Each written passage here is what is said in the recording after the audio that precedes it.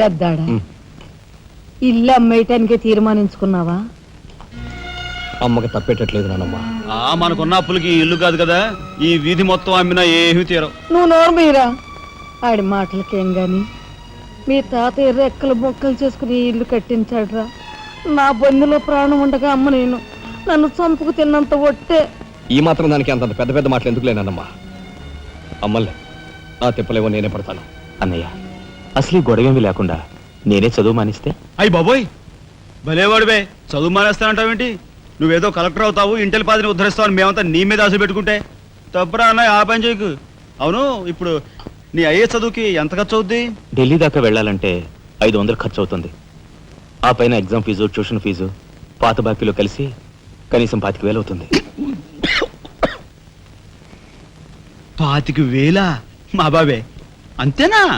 25,000 అంటే ఇదిగో మా పెద్దనే సర్దుకుంటాడులే, నువ్వు సర్దుకో. ఆడు సర్దుకోపోతే నువ్వు సర్దుకుంటావా? నువ్వు ఇష్టం పోరా, నువ్వు భోంచే. ఏ, నువ్వు మాట్లాడతావా? ముందు వాడి భోంచేది.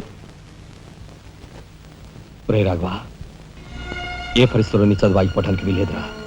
ఎంత ఖర్చైనా సరే డబ్బు సంగతి నేను చూస్తాను. నువ్వు నీ ఏర్పాట్లో ఉండు.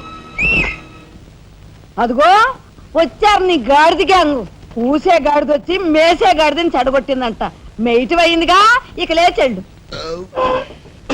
నాయనమ్మా, సాయంత్రం వచ్చేసరికి మునక్కాయ కూరలో ఉప్పు చేపేసి వండి పెట్టవా? ములక్కాయన్ని ఉప్పు చేప వండి పెడతా. ఎలా కొంటిదానా?